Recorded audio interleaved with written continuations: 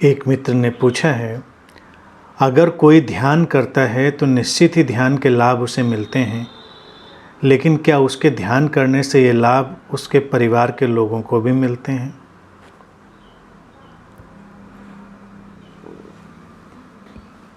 इस बात को इस ढंग से देखें कि अगर हम भोजन करते हैं तो उसके लाभ हमको तो मिलते हैं, लेकिन हमारे भोजन करने से हमारे परिवार के लोगों का भी क्या पेट भरता है?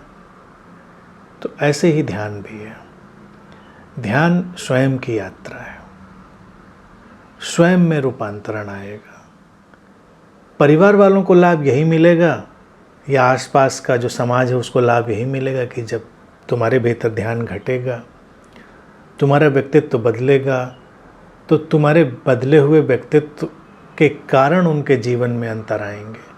क्योंकि अभी वो जिस व्यक्ति से संबंधित थे वो अशांत, बेचैन, दुखी व्यक्ति था, और जब तुम्हारे भीतर ध्यान घटेगा तब शांति आएगी, तुम्हारी बेचैनी जाएगी, तुम दुख से आगे जाओगे, तुम एक प्रसन्नता के जगत में प्रवेश करोगे। तो ऐसे व्यक्ति से संबंधित होने में निश्चित ही बड़ा बदलाव लगेगा व्यक्ति को।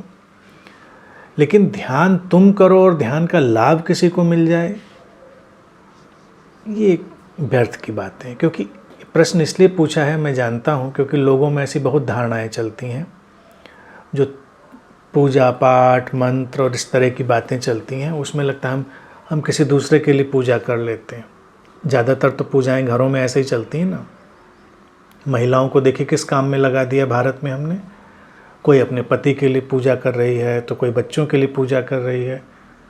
पूजा तुम करो, लाभ उनको मिलेगा। इन्वेस्टमेंट की तरह थोड़ी चीज़ें होती हैं।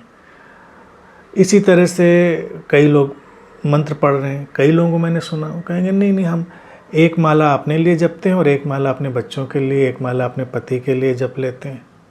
तो मतलब ये कौन सी चीज़ है कि इधर से उधर ट्रांसफ़र हो जाएगी? ये सब स्टूपिड बातें हैं, इनमें नहीं जाना चाहिए। केवल व्यक्ति के भय और लोभ का ही इनमें समावेश है, क्योंकि उसको लगता है ऐसा कुछ हो जाए। अब हमारा बच्चा तो बड़ा बिगड़ैल है, वो ध्यान नहीं करता, ध्यान के बारे में सुनना भी नहीं चाहता, हम उसके लिए आधा घंटा ध्यान कर देते हैं। कर लो आधा घंटा ध्यान, तो उसके अंदर चला जाएगा क्या?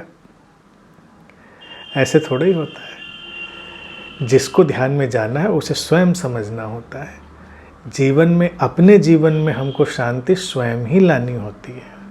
स्वयं के जीवन में स्वयं के द्वारा ही बदलाव आता है। दूसरे तो केवल इशारे करते हैं, दूसरे ज़्यादा से ज़्यादा प्रेरणा दे सकते हैं, सहयोग दे सकते हैं, इससे अधिक और कुछ नहीं कर सकते हैं।